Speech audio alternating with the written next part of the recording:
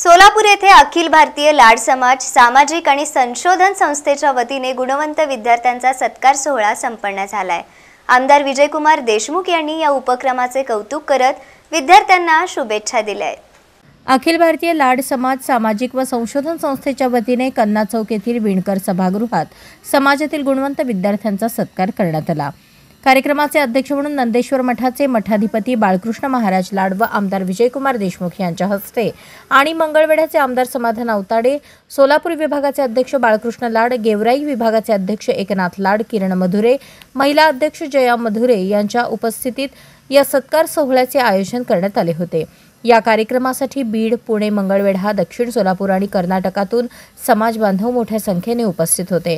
यावेळी नंदेश्वर बाळकृष्ण महाराज मठाचे मठाधिपती बाळासाहेब महाराज लाड यांनी समाजातील गुणवंत विद्यार्थ्यांना मार्गदर्शन केले। तसेच आमदार विजय देशमुख यांनीही विद्यार्थ्यांना पुढील वाटचालीसाठी शुभेच्छा दिल्या। हा कार्यक्रम यशस्वी करण्यासाठी समाजाचे उपाध्यक्ष किरण सगेल, सचिन लाड, अमित लाड, रोहित लाड, दिनेश तावस्कर, श्रीधर सगेल, संदीप लाड, गजानन लाड, राजन लाड, विजय मधुरे, किशोर झेंडेकर, गोवर्धन लाड, चैतन्य लाड आदींनी परिश्रम घेतले।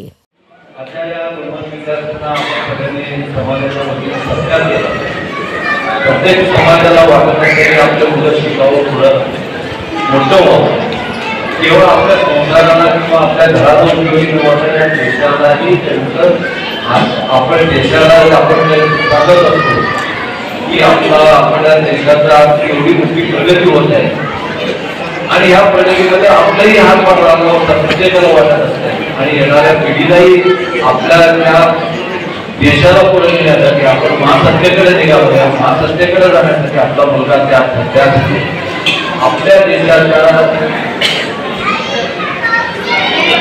आपल्या देशामध्ये आपला मुलगा हे त्यांना हातभार लावावं यासाठी आपण सत्तेच्या प्रयत्न करतो।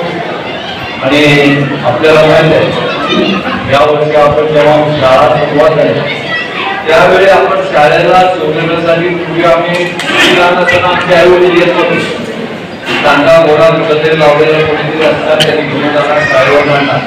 पण आज तशी परिस्थिती ह्या मुलांची नाही आहे। आज मुलगा एक पहिलीला कुठल्या शाळेत जाण्यापासून आई वडील विचार करतात आणि त्याप्रमाणे त्याचं भवितव्य कशामध्ये आहे दोन्ही चांगल्या प्रकारे चांगल्या शाळेमध्ये जाण्याचा सातत्याने प्रयत्न करतात। आणि एवढंच नाही तर ते शाळा शिकून पुढे काय करावं त्यासाठी रोज शाळेला आणणं नेणं, ट्युशनला सोडणं आणणं आपण बघतोय की मुलगा जोपर्यंत 12वी होत नाही तोपर्यंत आई वडील सोबतच असतात आणि त्याचा अभ्यास झालेला नाही, पूर्णपणे लक्ष त्या आई वडिलांचं